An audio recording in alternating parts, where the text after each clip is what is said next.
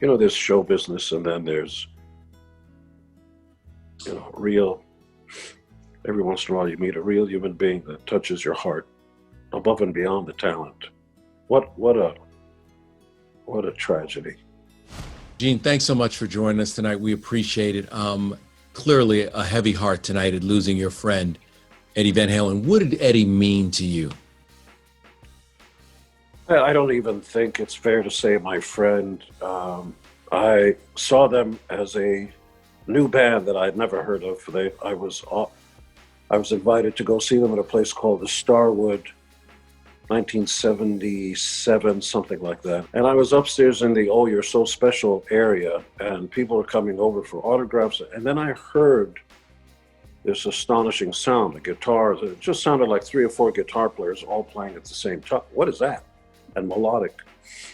And in harmony, too. And I went to the front, and I saw this guy, like, tapping away on his guitar, which I'd never seen before. And, of course, the lead singer's defying gravity, flying in the air, and the great Alex on drums and Michael on bass,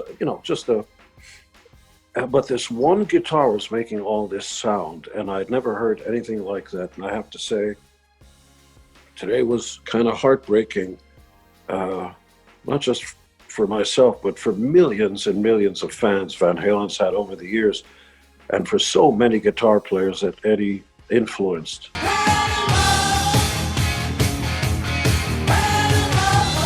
I want to ask you about, do you have a favorite moment with Eddie? Since you were there in the beginning. I was just honored and lucky enough to be there to witness the greatness before it exploded on the world. Okay, I was in the studio with them. I produced their demo, I, all about me, which is what I usually do. I saw a more powerful than a speeding bullet, able to leap tall buildings. I saw it. I didn't discover Superman. He was always there. I just happened to be there when they exploded on the scene. Nobody's been like them. To this day, when I was a kid and I heard Jimi Hendrix for the first time, I just went, okay, Earth has changed. Not since Jimi Hendrix has anybody had that effect. Do you have a favorite memory with Eddie? Yeah, Kiss was in the studio. And Van Halen had already become a very big band. And Eddie was unhappy within the band. Every band goes through that. And Eddie called and said that he wanted to come down and to tell me that he wasn't happy with some members in the band. Doesn't matter. And he wanted to join Kiss. And I said, no, you're not going to do that. Let's go have lunch and we're going to talk about this thing. And he was so unhappy with, the personalities within the band. Sometimes it's good, sometimes not. And he just couldn't take it anymore. You can't leave the band. It's called Van Halen. You're the main songwriter in the band, and it's your band. You gotta do that. And he didn't. And he stuck it out. Before he left, he sat the rest of the guys in Kiss down, Paul, myself, the rest of the guys in the band. Hey, let me play you this thing we just did. Bum, ba-dum, bum, da-da-dum, bum, ba, ba, da-da-dum.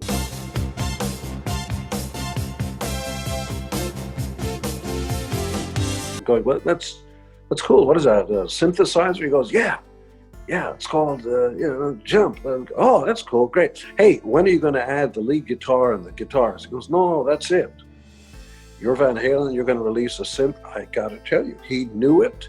The rest of us were just in the peanut gallery waiting. Hey, where's the same old stuff? What would you say will be Eddie's lasting legacy, especially in music and especially for guitarists? The Greeks had a phrase for it, to thine own self be true. The great runners, who are speed past you, Bolt and everybody else, they don't look over their shoulder to see who else is running or who's beside them. They speed along their own way at their own speed. That's what makes them a champion. Eddie respected everybody else, but he was his own guy to the end. And I don't even have the right to make an assessment. I'm not part of the Van Halen family. I just happened to see as the greatness sort of passed me by. And, I'd not I saw them when they were like little kids. I saw that. It's it's still heartbreaking. I don't know what to say. But Eddie really was one of those guys who could do it all. There was nothing that was, it seemed like there was nothing he couldn't do.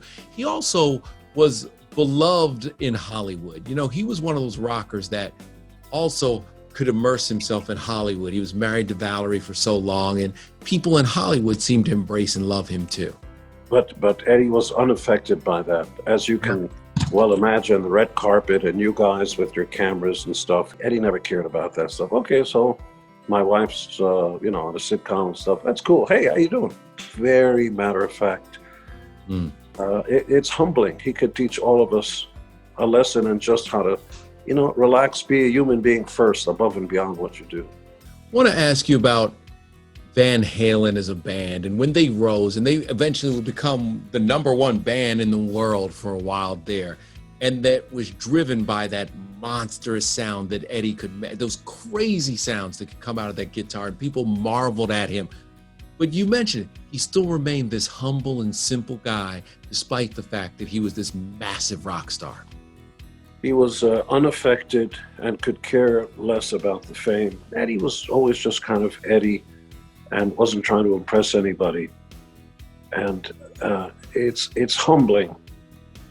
He could outplay anybody and never had the airs of okay, watch out, here I come. None of that stuff. It's got to be heartbreaking for the family. My heart goes out. Prayers to his family, friends, and of course his millions of fans. I would urge everybody out there who knows Gen Z kids and millennials, grab him by the ear, pull him over to something called a record player, and let him hear Van Halen. Hey, Gene, I want to also ask you about this battle for Eddie has been going on for quite some time. He was even traveling to Europe.